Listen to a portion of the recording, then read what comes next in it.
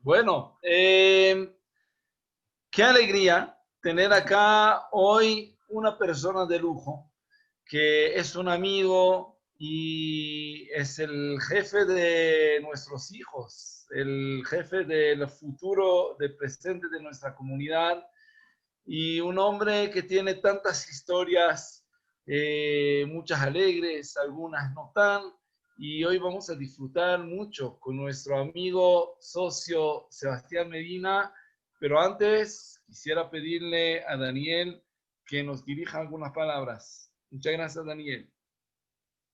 Muchas gracias, Nir.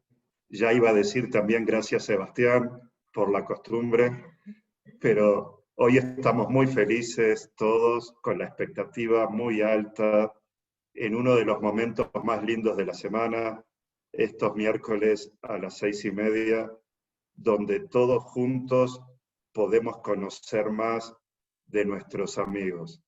El día de hoy, Sebastián, vas a tener aquí una muestra del cariño, del respeto, de la admiración de todos nosotros por tu trabajo y por tu calidad humana. Muchas gracias por todo lo que haces por todos nosotros, y hoy es tuya la palabra y vamos a estar todos muy atentos. Un abrazo y gracias a todos por seguir apoyando estas actividades que con mucho cariño lo hacemos de comunidad para la comunidad. Muchas gracias. Bueno, muchas gracias, Daniel, por tus palabras. Voy a compartir unas imágenes.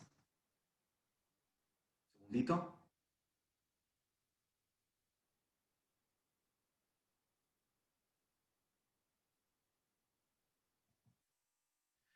Ahí vas. Bueno, me ha tocado la difícil tarea, creo que la más difícil de estos 10 años de trabajo para la comunidad judía. Me animé a hacerlo, a hablar de mí, de mi historia familiar, a partir de la sugerencia de Tere Pignagura, que me dijo: a usted casi no lo conocemos. Y es verdad, me conocen y conocen a mi esposa y a mis hijos, pero hay mucho de mi vida que no conocen. No creo que mi vida haya sido muy sobresaliente, pero como decía Jorge Luis Borges, nadie es la sal de la tierra y nadie en algún momento de su vida no lo es. Y yo he tenido algo de azúcar, pimienta y sal en mi vida que hoy quiero compartir con todos. Toda la familia de mi madre se estableció en Argentina, en el barrio de La Paternal, a principios de 1900. Un barrio que tenía una impronta socialista y cooperativista muy fuerte, donde, al igual que lo hizo con mi familia, recibió con los brazos abiertos a todos los inmigrantes de esa época. Desde el año 1875, Argentina tenía un marco legal e instituciones filantrópicas que recibían a los inmigrantes, que funcionó muy bien hasta el año 1930. Se calcula que durante esa época vinieron al país más de 6 millones de personas de todas partes del mundo, especialmente de Europa. En las fotos que les muestro cómo era mi barrio en el 1900. Hay un teatro que se llama Tarico, donde, sin ser un teatro judío, se hacían obras de teatro en yiddish. Hay un equipo de fútbol arriba a la izquierda que se llamaba Los Mártires de Chicago, que después se convirtió en la Asociación Atlética Argentino Juniors, que es el club de mi barrio. Sé que en sus lugares de origen eran todos religiosos y hubo muchos hasanim en mi familia. En Argentina abandonaron muchas de sus costumbres y gran parte de la liturgia judía. Todos eran socialistas y anarquistas, pero estuvieron siempre muy ligados a la comunidad judía. Toda la familia de mi madre eran oriundos de Besarabia. En esa época Besarabia era parte del Imperio Ruso, pero sé que ellos se consideraban rumanos. Mis bisabuelos hablaban rumano, ruso e yiddish. Me cuentan que mis bisabuelos nunca aprendieron a hablar bien el español. Dice la mitología familiar que se escaparon porque habían empezado los pogroms de manera constante contra la población judía.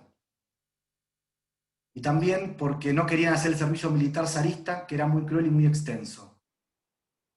Mis abuelos maternos eran de gente de ciudad, gente que había tenido algún acceso a cierto nivel de educación y a ciertas facilidades económicas. Mis bisabuelos maternos eran campesinos.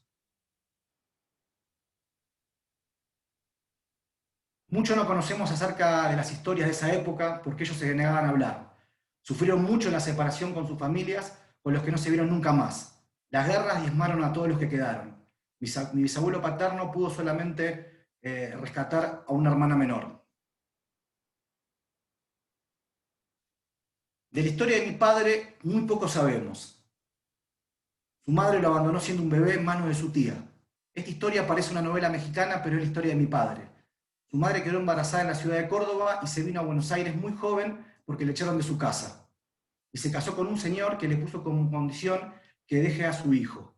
Muchos años después, ya mi papá grande, se enteró que su madre había tenido un romance con un señor judío mucho más grande que ella en la ciudad de Córdoba, y que él era el fruto de esa relación. Mi padre Ricardo tuvo una infancia muy dura. Vivió su niñez y la adolescencia en el desamparo. Mi padre es un hombre muy alegre, positivo y divertido, pero esa sombra yo creo que lo acompañó toda su vida y dejó cicatrices muy profundas en él. Mi padre era el ídolo de mis amigos y los de mi hermana, y a veces era nuestra pesadilla.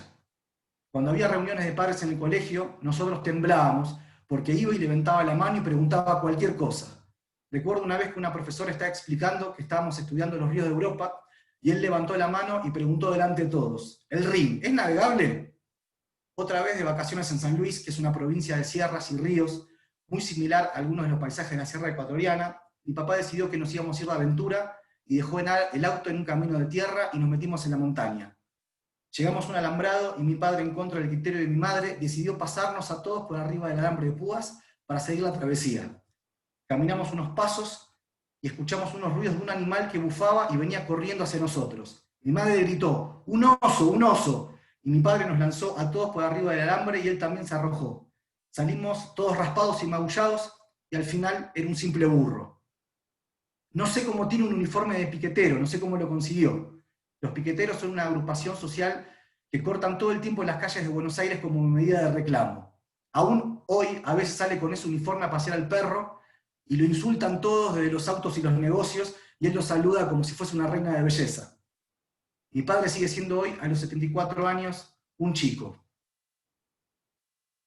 Mis padres se encontraron de casualidad muy jóvenes, a los 15 años de mi mamá y a los 17 de mi papá, en el baile de un club. Venían de mundos totalmente diferentes. Mi madre de un entorno muy familiar y muy protegido. Mi madre se había enfermado de chica de tuberculosis, entonces la cuidaban mucho. Tenía muchos primos con que compartían largos meses de vacaciones con toda la familia en Mar del Plata. Mi padre, en cambio, era un lumpen, un gamín, como se dice aquí. Mi madre vivía en un ambiente muy intelectual, con sobremesas con discusiones políticas y sociales, todos muy comprometidos con el acontecer político. Mi abuelo escondió en el sótano de su casa a jóvenes judíos comunistas que fueron perseguidos durante el golpe del 66. Iban también mucho al teatro con sus hermanos, eran miembros de movimientos juveniles judíos, tenían una relación muy cercana con sus tíos que eran parte del directorio de la Yidischer Kulturverband, el ICUF. En cambio, mi papá estaba solo. Como anécdota puedo contarles que mi padre fue uno de los pioneros del incipiente movimiento del rock and roll en Argentina. Fue muy amigo de muchos de los primeros rockeros y aunque no pude tocar ni el timbre, estuvo siempre rodeado de músicos. Trabajaba donde podía y vivía de noche.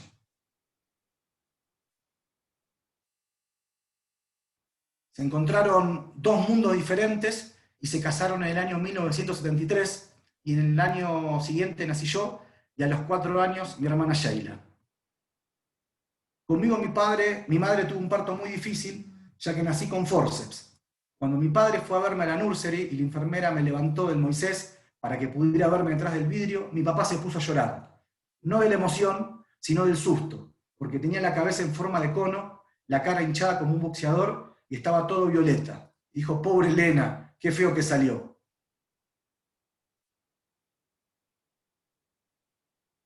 Vivimos siempre en la casa que vivió mi madre con sus hermanos de niña. Al mismo piso, al lado nuestro, vivía mi bobe, la abuela Cata. En esa casa inmensa que construyó mi abuelo Isaac, vivieron todos sus hermanos con sus esposas e hijos. Cuando yo era un niño, también vivía en la planta baja el hermano de mi abuelo, mi tío Enrique, el loco Enrique. Sus hijas, mis tías, ya casadas, vivían en esta misma cuadra. Así que éramos muchos primos y tíos compartiendo la vida familiar. Mi familia era muy conocida en el barrio porque mi abuelo Isaac había comprado, apenas llegaron al país, el primer televisor. Y en los días que había transmisión desde el Teatro Colón o que peleaba algún boxeador argentino, medio barrio se instalaba en mi casa. También porque mi abuelo era el profesor particular ad honorem de muchos estudiantes que estaban haciendo su ingreso a la Universidad de Economía. También porque mi tío abuelo, el loco Enrique, era dueño de la perfumería del barrio donde iban a teñirse el pelo todas las mujeres para las fiestas. Pero lo más importante era que mi familia era conocida porque, según dicen, había mujeres muy lindas, las Lerner. Una vez, estando en México, el taxista que me vino a buscar al aeropuerto era un señor argentino. Y charlando me contó que él también era la paternal. Cuando le dije quién era, me dijo, todos en el barrio estamos enamorados de las Lerner. Una vez por mes hacíamos un gran asado con toda la familia en la terraza de mi casa. Cuando terminaba el asado, mi tío Enrique se iba a su casa, mi papá y mi tío Roberto, su yerno, que era el único sefaradí de la familia, lo llamaban por teléfono y nosotros con mis primos, que eran sus nietos, desde la ventana de mi casa veíamos a mi tío ir a contestar el teléfono que tenía en el patio de su casa. Y apenas atendía con su habitual perfumería Asia, mi papá le contestaba impostando la voz, lo llamamos de las cadenas de perfumería Sabón porque le queremos comprar esa perfumería de porquería que usted tiene. Y así empezaba una discusión donde mi tío defendía su perfumería y mi papá lo quería convencer de venderla por un precio irrisorio, diciéndole que si no la vendía iban a poner una perfumería en el barrio y lo iban a fundir regalando los productos que él vendía. La esposa de mi tío Enrique, mi tía Maye, era rusa. Era la única que prendía las velas de Shabbat. Le decían la mística por eso. En las fiestas familiares mi papá la sacaba a bailar todo el tiempo y le pedía a todos que la saquen a bailar. La convencía que así iba a bajar de peso. Estaba obsesionada con su peso. Era muy bajita y gorda. Hacía varenques para toda la familia como excusa para comérselos ella. El chiste familiar era que a Maye era más fácil saltarla que darle la vuelta.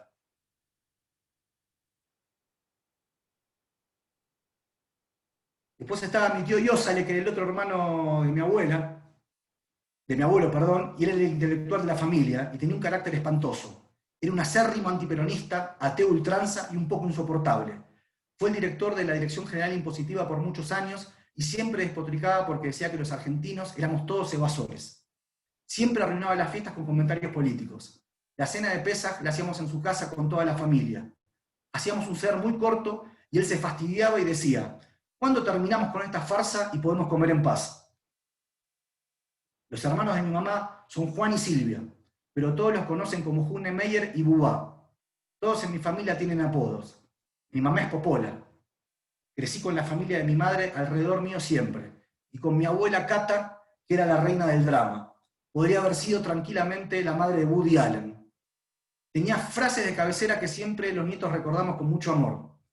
Te pido por el amor de Dios que comas con pan. Ya me vas a llorar cuando yo no esté. Ya vas a venir a decir Cádiz. A mí la Gixe me quiere más que todos ustedes. En mi época todo se curaba con un par de sopapos. Mi abuela y mi madre eran un día inseparable. Las puedo ver en mis recuerdos tomando mate juntas y charlando de la vida. No sé si le pasa a ustedes también, pero cuando me acuerdo del pasado, recuerdo con mucho amor esas mesas familiares, esas fiestas donde estábamos todos juntos.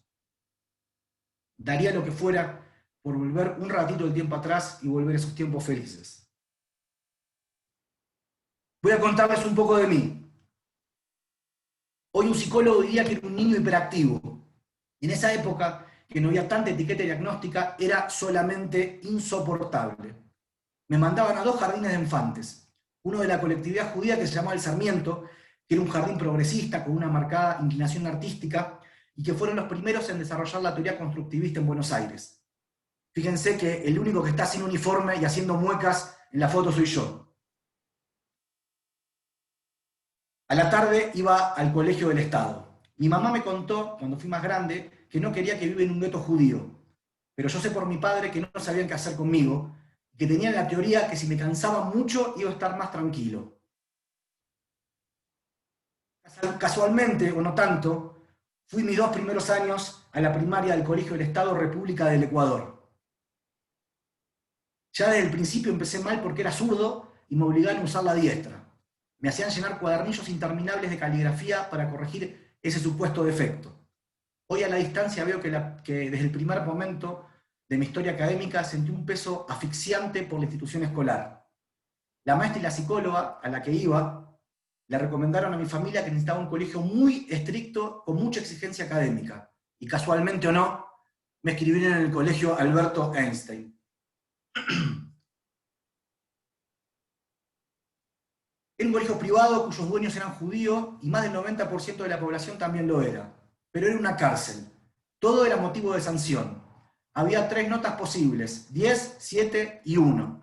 Como conté cuando hablé de judío diferente, judío de Vygotsky, en esta época a mí me llamaba un amigo Atila porque era el rey de los unos, solamente unos en mi libreta. En ese colegio la verdad que no aprendí mucho, pero lo más importante era que nos hacían leer un libro por semana y a mí me encantaba leer. Si pueden ver en la foto, estoy a la derecha, abajo de las gradas, porque llegué tarde al ensayo del acto y a mí y otro compañero nos castigaron estando afuera del acto, afuera de las gradas.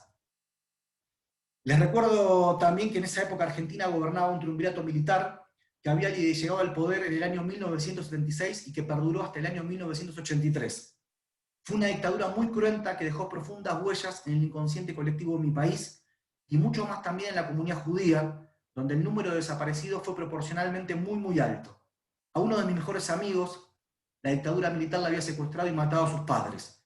Y la frase en boga entonces, cuando se sabía que alguien había desaparecido, era: algo habrá hecho. Yo me preguntaba de chico, ¿qué habrán hecho los padres de Fede para que lo desaparezcan? Patricia también, mi esposa, tiene un tío desaparecido. A la vez que estaba ese colegio tan opresivo, por el otro lado tenía otra escuela que era la calle. Todos mis amigos judíos y no judíos terminamos el colegio, almorzábamos y nos íbamos directo a la calle. Si el colegio era el sopor más perjudicial para mí, la calle era una aventura constante. Jugábamos al fútbol, nos metíamos en casas abandonadas, íbamos a la estación del tren La Paternal, nos colábamos y saltábamos cuando el tren agarraba mucha velocidad. Pasábamos horas y horas en la cancha de Argentinos Juniors. Armamos desafíos de fútbol con otras barras del barrio que terminaba siempre a las trompadas limpias. Nos colábamos en la Facultad de Agronomía y íbamos a los depósitos donde disecaban los animales. Era como una película de terror 3D. En esa época nos hicimos amigos de un mendigo al que lo llamaban Lagartija y era un personaje del barrio, al que le llevábamos comida y cigarrillos y él nos contaba a cambio historias. Era un barrio donde estábamos todos mezclados. Yo jugaba al fútbol en la calle con el hijo del presidente de la AFA y con el hijo del portero. Judíos, cristianos, ricos, pobres, japoneses, bolivianos, todos compartíamos nuestras tardes en el barrio, que era un poco nuestra verdadera patria. Mi mamá y mi abuelo odiaban que esté en la calle, pero mi papá era el que me abría las puertas y me alentaba a la aventura. Él me decía que iba a aprender muchas cosas si estaba atento, que cualquiera podría aprender a escupir de costado y a decir groserías, pero que iba a aprender cómo era la gente y cómo era la verdadera amistad.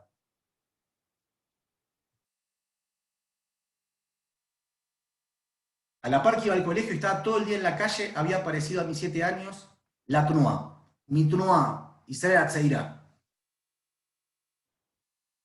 Esta Tnua era muy diferente a la Noar que tenemos aquí en el Ecuador. Estaba en un edificio decrépito, como pueden ver, que había sido una fábrica de agua con gas, con una canchita de fútbol muy chiquita y unas habitaciones muy viejas que usamos como jedarim. Pero era absolutamente todo autogestivo.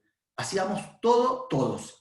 De juntar la plata, limpiar, arreglar las cosas que se rompían constantemente, participar en los talleres, hacer la revista del movimiento. Si bien en mi casa recibía mucha influencia judía, la Tnua fue la que desarrolló desde mi más tierna infancia el orgullo de ser judíos. Sentíamos un privilegio de ser judíos. Los más chicos teníamos la tarea de registrar dónde había pintadas antisemitas y los más grandes salían a tapar los grafitis de noche. A eso se llamaba la noche de las paredes blancas y lo hacíamos todas las Tnot de Buenos Aires. Yo recuerdo que esperaba con muchas ansias cuando me tocaba a mí ese momento, cuando me tocaba a mí crecer y poder salir a pintar las paredes. Me parecía que éramos del Mossad. Cada vez que pasaba por una pared y veía una esvástica tapada, se me llenaba el alma de orgullo. En mi casa recibíamos mucha influencia judía, pero el judaísmo no era un tema de ir a la sinagoga para las altas fiestas. De hecho, yo les cuento que había escuchado muy pocas veces la palabra religión judía. Vivíamos el judaísmo en lo simple de la vida, en un barrio con muchas instituciones judías. En mi casa sonaba siempre de fondo la Yiddish Yeshu, llegaba una vez por mes el Diprese, que era el diario de los judíos de izquierda, y también una vez por mes venía el cobrador de AMIA, que gritaba desde el portero eléctrico AMIA, y mi abuela lo hacía pasar y le convidaba a café, y el señor le contaba los chismes de la comunidad judía. Había una panadería que vendía postres y panes típicos, así que en mi casa siempre había comida judía. Yo no sabía hasta que fui más grande que los latkes y los niches eran nuestros, pensaban que se comían en todas las casas. Mi abuela, cuando quería hablar y no quería que nosotros nos enteremos de algo, hablaba siempre en yiddish. Teníamos una matzería cerca de mi casa, así que se comían matzá todo el año. Estábamos afiliados a la Liga Israelita contra la Tuberculosis y mi mamá trabajaba en la cooperativa, una cooperativa judía que después se convirtió en el Banco Credicop. A mi casa llegaban los fascículos de la Biblioteca Popular Judía, que era de lectura obligatoria, y todos éramos fanáticos de Tato Bores y Norman Ehrlich, que eran dos humoristas judíos muy famosos. Mi tío Bernardo, mi tío Ber, era parte del directorio del Shil, así que también nos tocaba ir de vez en cuando íbamos a la casa. Éramos socios del Club Social y Deportivo Sholem Aleichem, y en mi barrio había muchísimos chicos y chicas judías que estábamos todo el tiempo juntos. A pesar que mi barrio no lo era, Argentina era abiertamente antisemita. Les recuerdo que el primer pogrom fuera de Europa fue en el año 1919 en Argentina. Así que nosotros también teníamos esa marca. En las paredes de mi barrio he leído "Haga patria, mate un judío". Y también "Ni sionista ni masón, peronistas de Perón". Al lado de nuestro barrio estaba el Club Atlanta, en un barrio también judío que se llama Villa Crespo, que le decían Villa Crepla. Los contrarios a Atlanta le cantaban "Ahí viene Hitler por el paredón, matando judíos para hacer jabón". Una vez un amigo muy querido me preguntó: ¿es verdad que ustedes mataron a Dios? Eso de alguna manera fortalecía aún más nuestra identidad judía. Mi tío Yosali decía que ser judío era un estado de ánimo, y esas cosas nos hacían cada vez más judíos. Miren mi cara en esta foto. Y por fin terminó la primaria y empezó la época de mi vida más desordenada, la adolescencia. En el año 1987 terminé la secundaria y me desaté. Pienso en mis padres ahora que yo soy papá y pienso lo difícil que se lo hice, pobrecitos. Hice la secundaria en 5 colegios diferentes, me echaban de todos lados. Padecí toda esa época de un terrible insomnio que yo disfrutaba mucho, pero que tenía muy asustada a toda la familia. Me dormía a las 4 o 5 de la mañana todos los días y me la pasaba leyendo y escribiendo. Quería ser un escritor, quería ser un poeta. No sé si tenía el talento, pero sí la actitud y el ímpetu revolucionario. En esa época conocí a Patricia, porque junto con su grupo de amigos del Shul de Herzliya empezaron a venir a la Tenuá. Así como la historia de mis padres se repetía de alguna manera en mí. Veníamos de mundos muy, muy diferentes. A pesar que vivíamos a 8 cuadras de distancia y que íbamos al mismo club. Ella era súper estudiosa, la mejor alumna y la abanderada, iba al templo, era muy respetuosa de sus padres y de las tradiciones, y yo quería incendiar todo. Era un nómade. A veces vivía en mi casa, otras en la de mi tía, otras en la de mis amigos. Me involucré en causas sociales, iba a meetings de agrupaciones anarquistas, era miembro de todos los centros de estudiantes. Era una época en Argentina que se llamó el Destape, donde tuvo la represión de los años de la dictadura y de la guerra de Malvinas. Había una necesidad muy, muy grande de libertad. Se respiraba arte en todos lados y había muchas tribus urbanas. Yo con mis amigos armamos una especie de la Sociedad de los Poetas Muertos. Nos llamábamos Los Perdedores Hermosos. Y nos encontramos en un sótano una vez por semana para leer lo que escribíamos, para discutir de filosofía y para consultar al oráculo, que era el libro Así habló Zaratustra, de Federico Nietzsche. También hablábamos mucho de judaísmo de Israel. Algunos pensaban que la única manera de poder ser realmente judíos era viviendo en Israel. Yo, en cambio, pensaba que era argentino y que podía ser lo que se me daba la regalada gana en cualquier lugar del mundo. Les cuento rápidamente 2 anécdotas. El presidente de AMIA decidió que los subsidios que recibían las TUNOT iban a ser repartidos según la cantidad de integrantes del movimiento, cosa que nos perjudicaba a todos, menos a la TUNOT de su partido político. Así que fuimos a su oficina en la AMIA y le dijimos que hasta que no revierta esa decisión no íbamos a dejarlo en paz.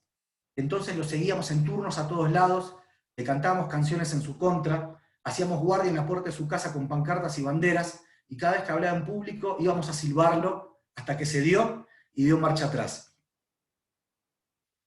Otra vez, estando en el centro de estudiantes, tomamos la escuela porque habían echado a un compañero judío que había repartido propaganda de un partido político entre los compañeros. Y tomamos el colegio 48 horas hasta que negociamos la reincorporación del alumno.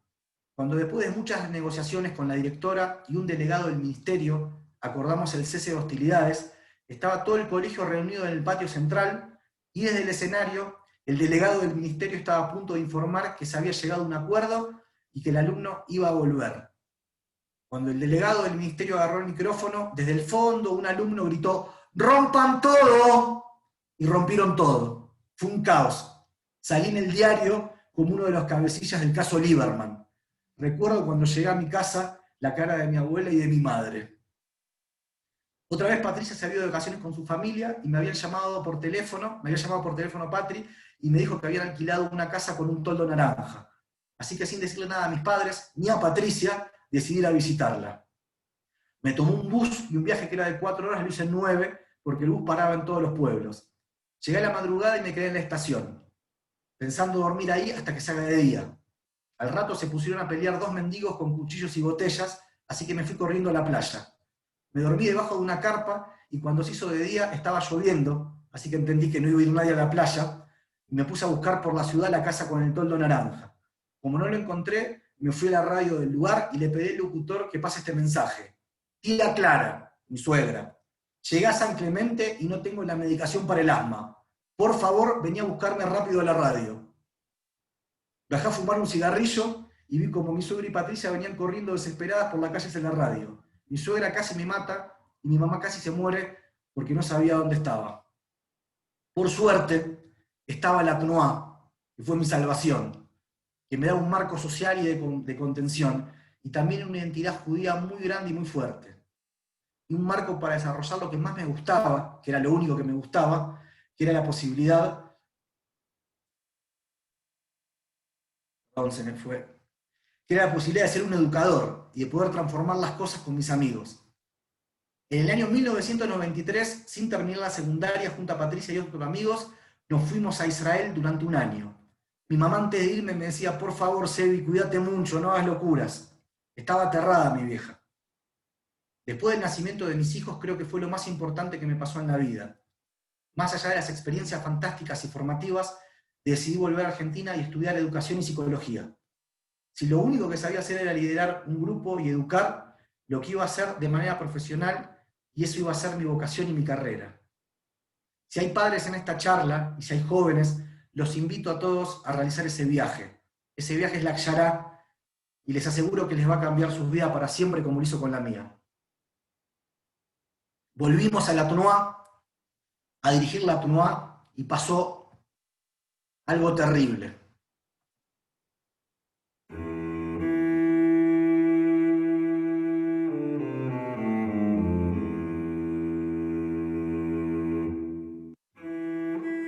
A las 9:53 del 18 de julio de 1994, un terrible estruendo sacudió la ciudad de Buenos Aires y se convirtió en el peor atentado terrorista perpetrado contra la sociedad argentina, cuando una fuerte explosión demolió el edificio de la Asociación Mutual Israelita Argentina, AMIA. El criminal acto provocó la muerte de 85 personas y graves heridas a más de 300.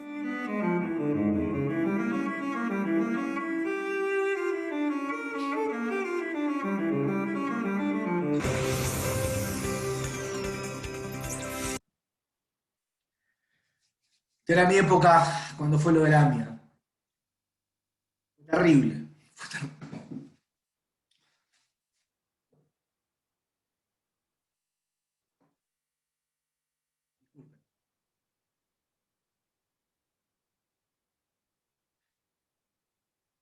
En un noticiero de la tarde escuché una frase reveladora del locutor, que dijo: murieron muchos inocentes y muchos judíos.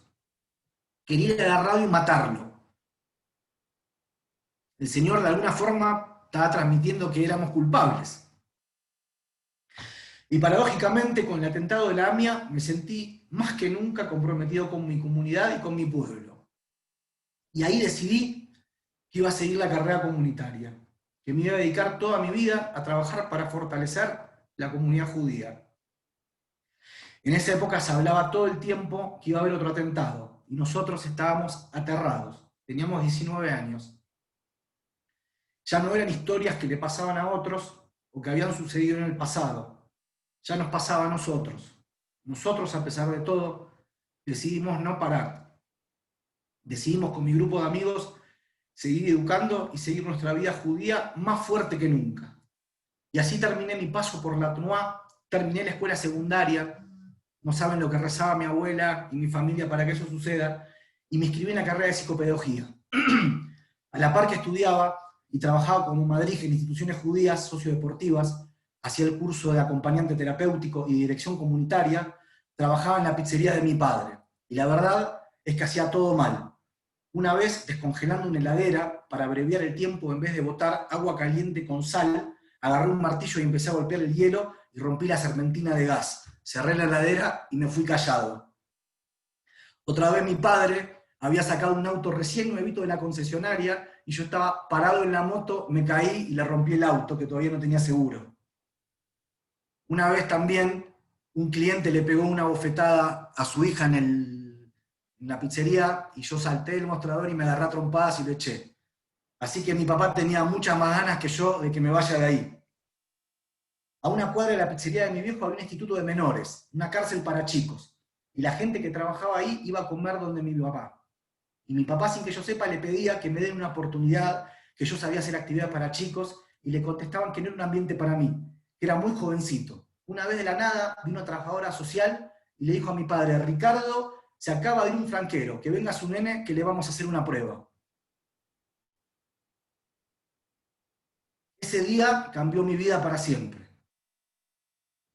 El lugar se llamaba Instituto San Pablo y era una institución privada que recogía el exceso de población carcelaria de los institutos de menores de la ciudad y del Gran Buenos Aires. Había 3 pisos y el tercero era de máxima seguridad. Había chicos de los 13 hasta los 17 años, todos privados de su libertad. Algunos por el solo hecho de ser chicos de la calle, otros por robo y asuntos relacionados con droga, y también había algunos que habían cometido asesinato. Era otro mundo con otros códigos y otras leyes. A los más pequeños y los más débiles se los llamaba Mimu. Al principio pensé que era un apodo cariñoso, como todos en mi familia tenían apodos, hasta que me enteré que Mimu era por mi mujer. Era un lugar donde se respiraba violencia a cada paso y las historias de vida eran terribles. Hay una foto ahí con un chico que era interno que después terminó muerto en un tiroteo con la policía. Trabajé muchos años ahí y llegué a ser vicedirector del instituto. Aprendí del dolor y de la desolación del otro. Aprendí que tener un plato de comida y una familia, que ir a la escuela, es un derecho del que no todos gozan. Aprendí que los pibes no son malos, sino que son productos de la tierra donde germinan. Fueron años de muchísimo aprendizaje y de abrir bien grandes los ojos. Por un lado trabajaba en la comunidad judía, donde llegué a ser director de juventud y actividades en clubes y countries, y por el otro lado pasaba largas horas con esos chicos que no tenían la mínima chance de crecer. Se hacían viejos sin aprender nada valioso, y el destino de muchos de ellos iba a ser la muerte en la cárcel por la policía o por las drogas. Conocí a un chico que no sabía cuál era su apellido ni cuál era el día de su cumpleaños. Conocí a otro chico que había matado a alguien en un robo, pero a la noche se hacía pis en la cama y hablaba en sueños y repetía: mamá, mamá, mamita. Una vez tuve que ir a buscar un pibe que estaba internado con un régimen semiabierto. Tenía permiso de salida y un día se fue y no quiso volver. Entonces nos llamó la abuela, a la que conocíamos porque venía una vez por semana a visitarlo, con la madre del chico, sus tías y una hermana, diciendo que lo vayamos a buscar bien temprano cuando el chico estaba durmiendo, porque si no, no iba a volver y el juez iba a emitir una orden de captura. Fuimos a buscarlo y nos esperaban en la entrada de la favela. Caminamos por esos pasillos inmundos y llegamos en el medio de la favela a una casa grande y destartalada. Cuando entramos no lo podíamos creer, era un prostíbulo. Y estaba toda la familia que venía a visitar al chico vestida de prostituta. La abuela, la madre, las tías, las hermanas.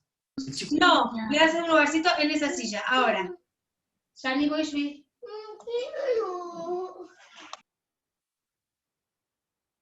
era increíble. Toda la familia era prostituta. Cuando volvíamos, el chico llorando nos dijo, por favor, no cuenten nada. Y como yo el único marco de referencia que tenía era la TNUA, apliqué todo lo que había aprendido en la TNUA ahí, a ese nuevo mundo. Le dimos roles a los chicos, dividimos a los grupos como Kutzot por edades, armamos un taller de arte con una amiga, hicimos un campamento, un mahané. En el primer mahané que hice me llevé a 15 chicos y cuando me levanté de la mañana se habían fugado 10. Tuve que ir a explicarle eso al juez, estaba aterrado.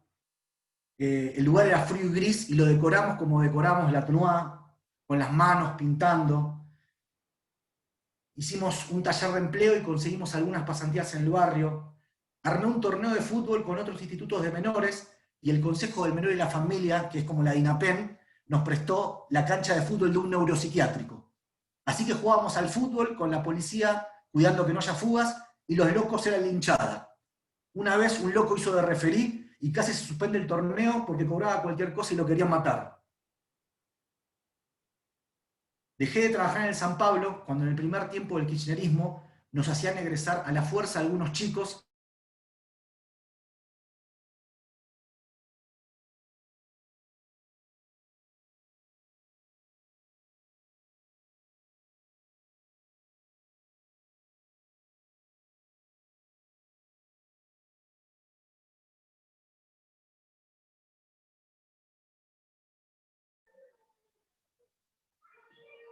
Bueno, mientras hace mucho frío en Carcelén, mi pobre Sebastián se congeló. A ver, poco a poquito lo vamos a descongelar. Le voy a...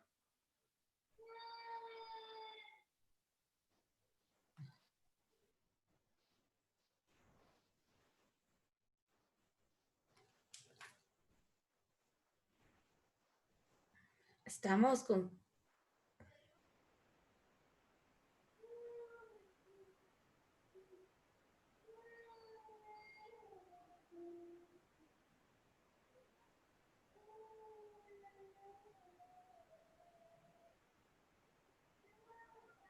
Si logramos.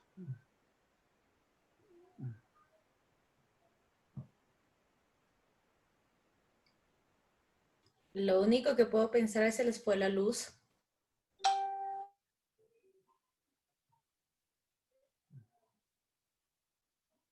Bueno, seguimos con nostalgia de nuestro señor presidente. Daniel, muchas gracias. Se adelantaron los tiempos. No tenemos tiempo para esperar 2 meses. Hoy es el momento. 5 minutos y ya estamos aquí presentes.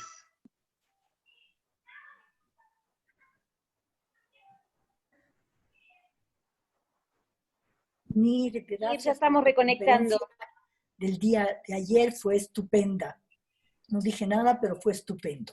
Ay, muchas gracias. De hecho, ayer me quedé con las ganas de contarles tantas cosas de Herzl, pero bueno, lo cortamos. Les cuento que una de las cosas que más me gustó en Herzl... Oh, ya entró Sebastián. Ya, nos dices después. Les digo en una semana. Ya no hace falta hablar más. Perdón, me fui a llorar al baño y ya volví. Esperen un segundo que vuelvo.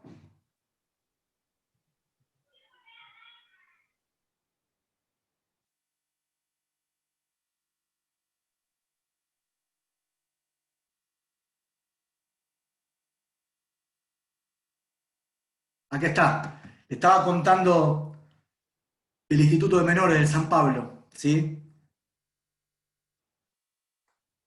Después que nos hacen egresar a este joven, a este niño Valentín, sin ningún tipo de cuidado, les conté que no le dieron la medicación para la epilepsia, renunció, se murió y yo tuve que renunciar.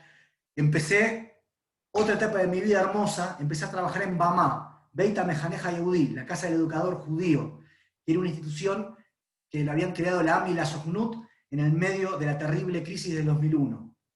Director de la Escuela de Madrijim, donde había más de 200 jóvenes de todas las instituciones judías de Capital Federal y de Gran Buenos Aires. Y también era parte del equipo, del staff, que viajaba por todo el país realizando actividades y conferencias en las comunidades pequeñas de toda Argentina. Otra vez era un educador judío, ya con título, ya con experiencia, así que estaba en mi salsa. Y cuando dejé de trabajar en el San Pablo, comencé a trabajar en Yeladeinu. Yeladeinu, que significa nuestros chicos, es una organización de Chabad Lubavitch que atiende a la infancia judía vulnerable. Fui director de 4 hogares de niños y de 2 centros de día. Recuerdo que le contaba historias a mi abuela Cata de lo que pasaba ahí, y mi abuela me preguntaba, ¿pero son ir? ¿Son paisanos? Ella no podía creer que en el seno de la comunidad judía se daban estas historias. Les muestro una fotito donde hicimos con los chicos obras de arte y las vendíamos para recolectar fondos para sostener en esas épocas de crisis de Argentina la misión que hacíamos de cuidar a estos chicos. Me tocó ayudar a muchos chicos, esta vez no para enseñarles a hacer peulot, sino para rearmar su vida. Y yo les quiero decir que un poquito también yo me rearmé. En el dolor del otro, en la compañía del otro, un poquito me forjé y también rearmé un poco mi vida. Yo ya vivía con Patricia hace un tiempo y decidimos casarnos cuando nos enteramos que iban a ser Luca. Nos casamos en la Tnua. Fue tan desordenado todo y tan repentino que creo que no tenemos una foto de esa fiesta. Llegó Luca, llegó Gael, nos compramos nuestra casa y ya éramos una familia hecha y derecha. Pero las cosas en Argentina no estaban bien para nada. Y yo venía hace muchos años trabajando con una población en un trabajo que era muy, muy desgastante. Cuando mis hijos nacieron, todas esas historias que yo había vivido con estos chicos, tanto en el San Pablo como en Yeladeinu, me pesaban cada vez más. Yo estaba muy triste y quería un cambio en mi vida. Y el cambio se dio en junio del 2010, cuando me vine a Ecuador, primero solo, y luego al mes llegaron Patricia y los chicos. La verdad que nos costó tanto adaptarnos, era todo tan diferente. Apenas llegué a intentar armar un partido de fútbol. Compré bebidas hidratantes, marqué la cancha, compré redes, pelotas, hice una publicidad que no a todo el mundo le gustó, y el día del partido había 5 personas. Volví a mi casa llorando. Yo que había meses atrás realizado un viaje por las colonias judías con 150 jóvenes, no podía armar un partido de fútbol. Apenas llegó Patricia, me empecé a sentir muy, muy mal. Yo pensaba que era por el estrés. Bajaba de peso, estaba cansado y no dormía nada. Llegué a bajar 12 kilos. Me decían, tranquilo que es la venganza de Atahualpa. Yo decía, yo no le hice nada. Me fui al Metropolitano y me quedé internado.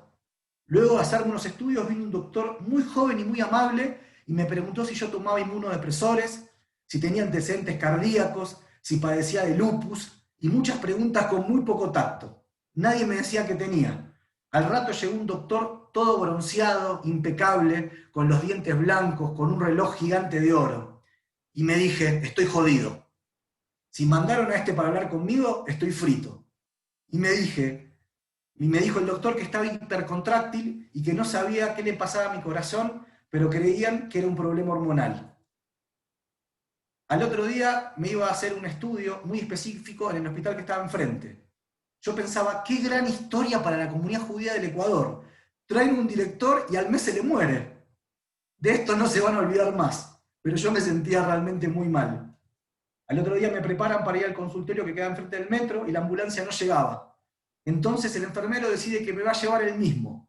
Yo estaba acostado en una camilla con una bata muy corta que se me veía todo, y el señor me llevó por el puente que conecta el Metropolitano con el hospital de enfrente.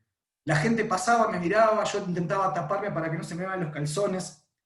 Me agarró tal ataque de risa por lo surrealista de la situación que ahí me relajé y decidí que me iba a sobreponer a cualquier cosa y que mi vida en Quito iba a empezar de la mejor manera posible. Al final era solo un desarreglo hormonal por un cuadro de hipertiroidismo. Pero así empezó nuestra vida aquí. A pesar de que hubo situaciones muy difíciles, que la distancia con los seres queridos es muy dura, logramos establecernos y somos muy felices aquí. Esta realmente es nuestra casa y la CJ es nuestra comunidad. A pesar de que yo y mi esposa trabajamos para la comunidad, no nos sentimos empleados de la comunidad ni funcionarios. Sentimos que esta es nuestra casa. Estoy tan agradecido de tanta gente que nos ayudó, a Rolf, que confió en nosotros, la familia Milinsky, la familia de Esther, que inaugura, los Tepper, los Arocha, los Pérez, los Martínez, los Hedge, los Rosenberg, los Wolf, los Falk, los Adaki, y la lista sigue interminable y sé que me voy a olvidar de muchos. Tanta gente fue tan generoso con los míos. Trabajar en la comunidad judía a mí me llena de orgullo. A veces es muy cuesta arriba. Creo que la tarea mía en particular no es hacer que la gente venga, sino pensar cómo vamos nosotros hacia la gente. Cómo llegamos a todos los judíos con ese judaísmo que yo les conté de mi vida. El judaísmo simple de lo diario. Cómo logramos que la comunidad esté presente en la vida diaria de todos. Quiero decir que el rabino Nir es un gran socio para esta tarea. Ah, me olvidaba un detalle. Hace 4 años atrás nos casamos aquí en esta comunidad por Jupá con Patricia. Soy de corazón blando y no pude verla seguir pidiendo desesperadamente tantos años. Así que tuve que aceptar.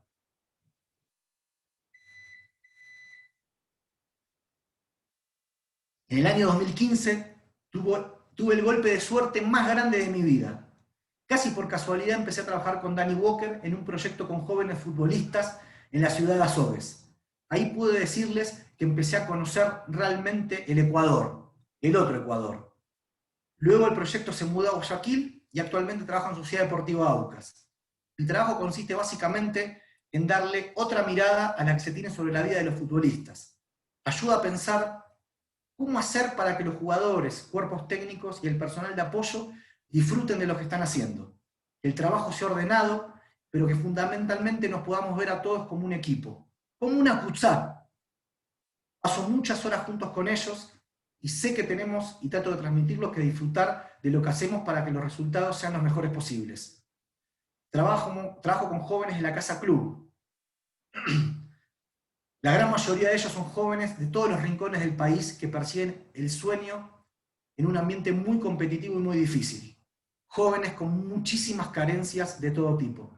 Voy a contar un par de anécdotas.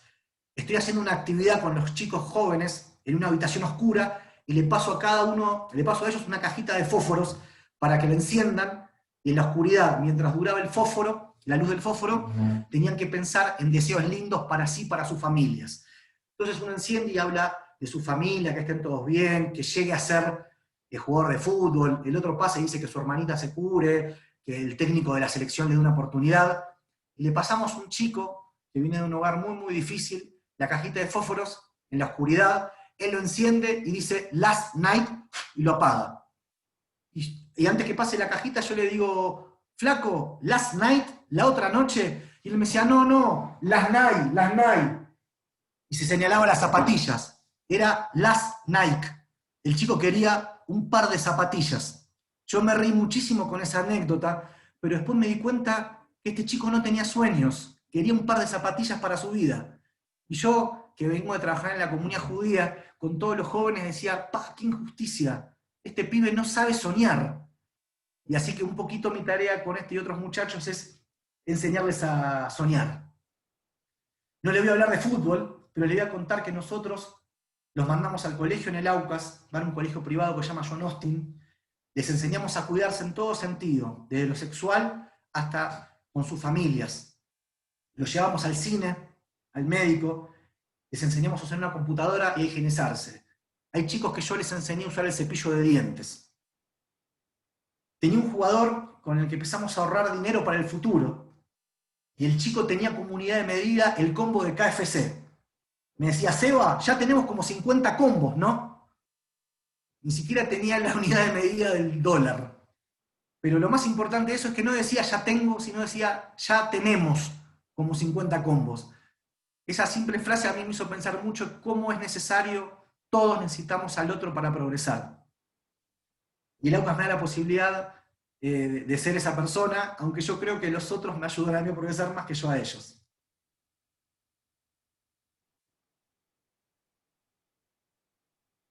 Una vez, antes de comprar esta foto, llevé a un chico para su cumpleaños a comprarse ropa y estaba en una tienda y elegía, no sabía qué ponerse, y yo sentía que estaba como en Walt Disney el chico. Me dijo, es el día más feliz de mi vida. Nunca me había comprado ropa. Ropa.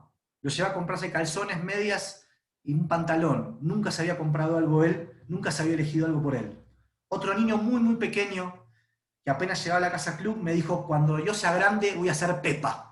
Y le dije, ¿por qué? ¿Vas a jugar en Europa? Y me dijo, no, voy a usar Rinse. Las cosas tan básicas, que nosotros damos por hecho, ahí no va. Tengo la suerte de poder trabajar en el fútbol, que es una de mis pasiones, y tengo más suerte aún de trabajar en un proyecto tan lindo que le cambia la vida a tanta gente. Este año en la pandemia se recibieron 3 chicos de la Casa Club. Terminaron su secundario. Uno de ellos, de las afueras de Quirindé, me dijo, nadie en mi familia terminó la secundaria. Yo soy el primero. Es un trabajo tan silencioso, pero tan potente. Nosotros en el AUCAS podemos ganar, empatar o perder, pero hacemos goles todos los días. Gracias, Dani, por dejarme ser parte de tu sueño, que también es el mío. Como decía Galeano, mucha gente pequeña, en lugares pequeños, haciendo cosas pequeñas, pueden cambiar el mundo. Lo que estudié en la facultad sí vi mucho, pero les juro que todo lo que aplico en mi trabajo en el AUCAS es lo que aprendí en mi vida judía. Hace muy poco tiempo atrás se enfermó y estuvo muy cerca de morirse mi hermana Sheila. Por suerte hoy está muy bien. Fue un año de mucha incertidumbre y de mucho dolor. Todo se pone en otra perspectiva cuando la muerte ronda. En esos días tan oscuros, cuando se espera un resultado, el éxito de un tratamiento, cuando todo es gris, la cabeza trabaja mucho en muchos sentidos y en diferentes direcciones. Yo aprendí a la fuerza aquello que había leído hacía mucho tiempo atrás. El sentido de la vida es que acaba. Decidí que iba a ser todo lo feliz que se podía en este mundo tan difícil. No sé si lo logro siempre, pero soy un hombre feliz. Tengo una hermosa familia y trabajo en el campo de mi vocación, que es ayudar a otros. La etimología de la palabra aventura, contrariamente a lo que se cree, no es irse, es llegar. Yo cuando estoy un poco anudado en mi vida, siempre llego a mi casa en la paternal, a mi Tunuá, a Israel, al ser de pesas con mi familia, a la Peulá, que tuve cuando tenía 15 años, que se trataba de qué es ser un buen judío, a la vela que encendía mi vieja para recordar la memoria de mi abuelo. Yo siempre llego a esos lugares en mi corazón que me recuerdan quién soy. Hoy les pedí a ustedes que me acompañen un ratito por mi vida y lleguen a esos lugares también conmigo. Les agradezco muchísimo a todos su paciencia y muchas gracias. Bravo, Sebas. Me puse sentimental. Qué lindo, Sebastián. Wow. Sebas, Bueno, valió la vamos a pena abrir los pedirte que micrófonos hables. a todos Valió la que pena quieren, estar aquí, sí, señor. felicitar. Sebastián. Felicitaciones, Sebastián. Qué bien narrada tu vida y qué vida tan llena de aventura e interesante. Eres Gracias. un miembro muy valioso de nuestra comunidad, tú y Patricia y la familia. Realmente. Sí, Sebas. Sebas, igual yo agradecerte porque la verdad también trabajar contigo fue súper enriquecedor y tú súper comprometido con todo, así que muchísimas gracias, igual a Pato y a tus hijos que están súper bien dentro de la comunidad, así que yo, aunque te lo he dicho varias veces, te lo vuelvo a agradecer ahorita todo y más aún escuchando toda tu historia tan interesante. Muchas gracias, Sebas. Sebastián, tengo 2 reflexiones de tu intervención. La una es que creo que lo que hiciste de desaparecerte del aire 5 minutos fue otra travesura tuya. Y la otra Quiero decirte que sos un gran tipo, una muy buena persona, sos un gran amigo, que tenés un carisma muy especial, pero tengo una preocupación. Esto es los últimos años, porque los anteriores eras una desgracia. Mando un abrazo, Sebastián. Te quiero mucho. A ti y a También, Narciso. Muchas gracias. Por lo menos, Sebastián, estás enfilado en la dirección correcta. Y me alegro mucho que hayas compartido con todos nosotros tu historia, porque así te conocemos más. Y yo me alegro muchísimo que tenemos este espacio justamente para eso, para conocer lo que no conocíamos de las diferentes personas. Y gracias por tu apoyo también. Muy interesante. Gracias, Tere. ¿Sabes? Sebastián, compañero de trabajo. Y siempre he sentido que lo que sale de ti es del corazón. Nos has hecho reír, nos has hecho llorar, pero como siempre eres una gran persona y te quiero mucho y agradezco tu trabajo. Muchas gracias. Muchas gracias.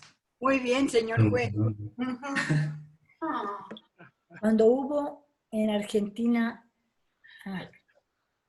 cuando lo de la AMIA en Argentina, aquí también hubo un ataque a la Embajada de Israel, al consulado que quedaba justamente al lado de mi oficina, y llegó mi empleado que trabajaba conmigo y me dijo: señora Tere, en el edificio de al lado hay una bomba.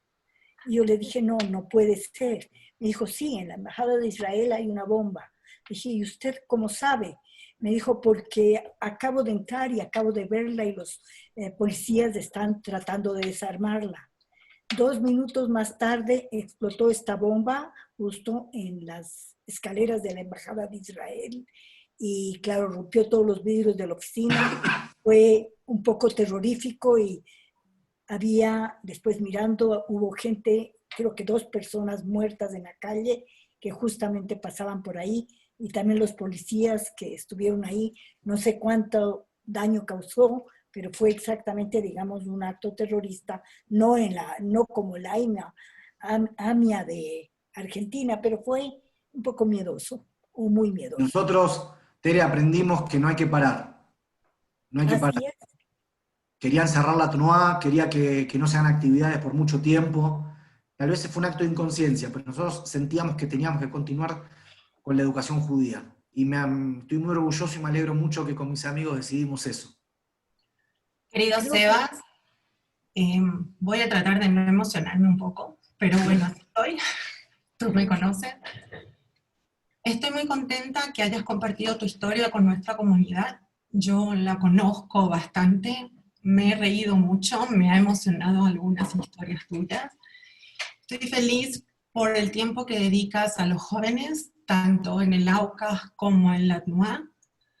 Y eso se sienten en los chicos, en los valores, en lo que dejas, en lo que ellos van a brindar a su comunidad, Dios mediante. Así que gracias por contar todo esto que contaste de tu vida, de las cosas lindas, las cosas tristes. Y eso, un beso grande a los chicos, a Pato, y ya sabes que aquí siempre estamos los Tepper. Sebas, como alguien que pasó por la NUA cuando tú estuviste ahí, creo que eres una luz para cada joven que puede conversar contigo. Creo que ayudas a los chicos a entenderse a sí mismos y a conocerse mejor, y la verdad creo que al menos a mí me has dejado una huella súper grande, y creo que cada chico puede hablar personalmente de su experiencia, y es emocionante escuchar tu historia entera. Gracias, Nico. No sabía, felicitarte por esta maravillosa, nos has hecho reír, nos has hecho que salgan unas lágrimas de nuestros ojos. nos has hecho admirar realmente todo lo que tú...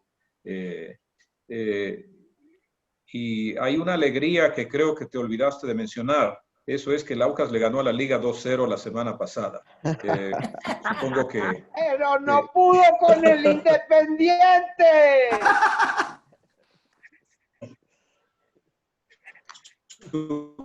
Supongo que realmente tu trabajo en la comunidad ha sido maravilloso y toda la filosofía que tú estás compartiendo con los chicos es realmente muy especial. Así es que te agradezco como miembro de la comunidad de tener contigo los últimos años y ha sido muy, muy especial. Gracias y felicitaciones, Sebas. De esto se trata este programa, realmente algo como lo que tú te presentaste hoy día. Gracias. Gracias, Pedro. Muchas gracias. Hola, Sebas. Como tú sabes, aquí estamos, los Grubel, te queremos muchísimo, muchísimo, muchísimo. Y realmente, cuando me hiciste llorar para variar, yo hablo contigo 10 minutos de estas historias y siempre termino llorando. Y realmente te tengo muchísima admiración por el impacto que causas en todos los chicos, como tú dices, en los dos Ecuador, ¿ya? Entonces, y te agradezco mucho, también mis hijos están conmigo y siempre has estado preocupado, a veces demasiado preocupado, a veces demasiado estresado, pero siempre hemos sentido el calor, el cariño, la preocupación y te agradezco mucho por compartir con nosotros estas historias que son tan inspiradoras y yo quiero ser como tú cuando sea grande. Muchas gracias. Aldo, Ari. Hola, hermoso todo, me encantó. Realmente una de las cosas que me parece muy interesante, porque hoy día conocí una faceta tuya temprana de la rebeldía, de la imaginación, de saber cómo hacer un movimiento político, saber cómo obligar a un líder a cambiar de opinión, etcétera. Todo lo que tus padres invirtieron en ti, en paciencia, en acompañarte, en tener la voluntad de sostener en este sentido, realmente es como cuando se fertiliza una flor, que hay que esperar. Y creo que hemos tenido la suerte acá del florecimiento de esa flor, en tu caso. Inicialmente, cuando viniste al Ecuador, trajiste una conexión internacional de judaísmo que no teníamos. Me acuerdo como si fuera ayer, la salita en Buenos Aires, donde nos entrevistamos los tres y había 140.328 preguntas que me hicieron Patricia y tú. Yo creo que pude contestar tal vez la mitad, pero lo interesante es que trajiste algo a la comunidad que la comunidad no tenía. Y es esa relación internacional, esa creencia en la necesidad de tener un judaísmo de 360 grados. No solamente un judaísmo religioso, sino también un judaísmo cultural, un judaísmo social, un judaísmo de juventudes en ese sentido. Y todos estos años tú has sembrado también en la juventud de Quito. Y creo que debe ser motivo de un reconocimiento muy especial, de poder ver a todos los jóvenes en los cuales tú has fertilizado todos tus conocimientos y toda tu experiencia, y verlos crecer, verlos tener familias a su vez, ver cómo son responsables con el judaísmo que tú les has enseñado. Así que, Sebastián, muchas gracias por todo en ese sentido y también por la voluntad que demostraste cuando nos atrevimos a organizar algunos eventos internacionales en los cuales nos sacamos la madre pero también al mismo tiempo pusimos a la comunidad en el panorama internacional, algo que hemos gozado desde entonces. Así es que muchas gracias a ti, muchas gracias a tu Patricia, que también tiene una labor muy importante contigo en ese sentido, y tiene una labor muy importante en el colegio. Así es que gracias por compartirnos. Y la verdad es que no sabía con quién comparar, pero Rumpelstiltskin es la imagen que me llega con todo el florecimiento. Y hay un famoso libro en alemán cuya imagen en la portada es alguien de una gran cabellera en ese sentido, y tú nos has enseñado eso el día de hoy, algo que por lo menos yo no conocía en ese sentido. Posiblemente si lo hubiera sabido, hubiera mantenido de cualquier manera la necesidad de que vengas al Ecuador y hagas todo lo que has hecho en esos años. Así es que muchas gracias por la cosecha. Muchas gracias, Rolf. Luego de todo lo lindo que han dicho, Sebas, yo quiero solamente públicamente reiterarte el cariño que la familia te tiene a ti y a toda tu familia, y estar muy, muy contenta de saber que ya no eres un inmigrante, eres una parte medular, tú y tu familia, de nuestra comunidad. Te demoraste en entender la cultura ecuatoriana, te demoraste en entender la idiosincrasia de nuestra comunidad. Hoy día ya eres parte de ella y eso nos llena de alegría. Qué linda tu presentación, te felicito. Muchas gracias. Yo le quería contar rápidamente que cuando se casó Julie y Nacho, yo no uso nunca traje, pero esa vez que me lo tengo que poner porque aquí son muy formales. Entonces bajé del taxi y viene Lili corriendo, me agarra el brazo y digo, pa, qué importante que soy como director, que está tan pendiente de mí. Me dice, ay, no sabe cómo lo estamos esperando. Ella pensó que yo era el juez que los iba a casar. Desde ahí le digo señor juez al Sebas. Así que muchas historias muy, muy alegres, algunas no tanto, pero todas marcaron mi corazón, y les agradezco mucho la paciencia. Lamento esos 5 minutos de interrupción. De Rolf aprendí que la tecnología te puede morder, y a mí siempre me muerde, pero mi intención era contarles un poquito acerca de los míos y de mí. Muchísimas gracias por la atención. Muchas gracias. Medina, muy lindo. Los queremos mucho. Un segundo. La próxima semana, Sebastián, ¿qué pasa? La próxima semana tenemos una nostalgia muy diferente a todos los que tuvimos hasta ahora. Nos va a acompañar nuestro queridísimo socio y amigo, el Puyo Friedman, donde nos va a contar toda su historia familiar y acerca de la comunidad judía de Ambato, que creo que sabemos muy poco, por lo menos yo sé muy poco, así que todos invitados a la presentación de nuestro amigo el Puyo, que va a estar muy linda y va a ser muy diferente a lo que ha venido sucediendo hasta ahora. Gracias. Muchas gracias a todos. Excelente. Muchas gracias. Muchísimas gracias. Muy lindo. Vamos a despedirnos para poder cerrar y subir el video al YouTube. Así que muchísimas gracias a todos. Nos vemos mañana. No mañana. Gracias, Sebastián, por Gracias, Sebastián, por compartir una vida tan interesante. Muchas gracias, Juan. Muchísimas gracias. Gracias, Sebastián. Gracias. Increíble. Sebas, aprovecho para agradecerte de todo corazón, no solamente por esta presentación, sino por nunca decir no a algo. Y ahora entiendo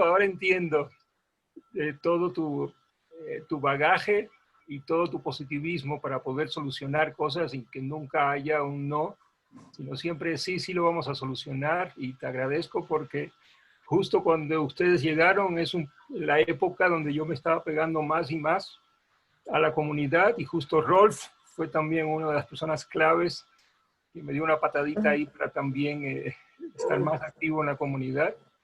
Pero ese tiempo creo que te he conocido un poquito, y hoy gracias por abrir tu corazón. Me ha llegado a todo, a lo más profundo, pero no te voy a perdonar si no haces una obra de teatro o una película o algo, porque eso es un ejemplo realmente de, bueno, lo que ya todo el mundo ha dicho, pero lo que tú has hecho es lo que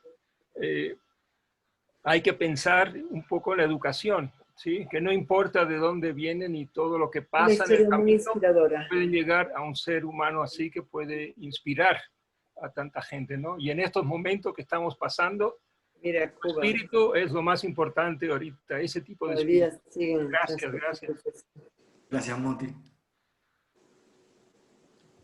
Bueno, entonces será hasta la próxima Nostalgias. Y el martes, sorpresa, en Judío Diferente Judío.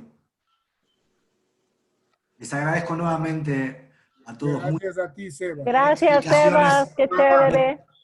Voy a tener que dar explicaciones a mis hijos ahora. Y a Pato. Con todo. Muchas gracias. A los ejemplos. Chau, chau. Bravo, Cevitas. Gracias. Chao, Sebas. Chau, chau.